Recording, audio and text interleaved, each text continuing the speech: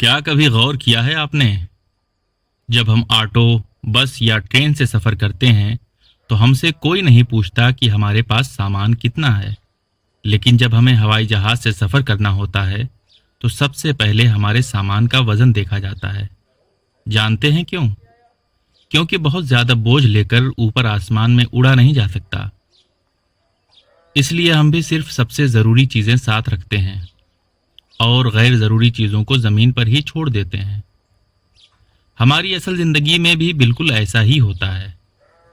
हम लोगों की बातों का, उलझे हुए रिश्तों का, अपने माजी का मलाल, बहानों का और बुरी आदतों का भारी बोझ लेकर कभी भी ऊंची उड़ान नहीं भर सकते।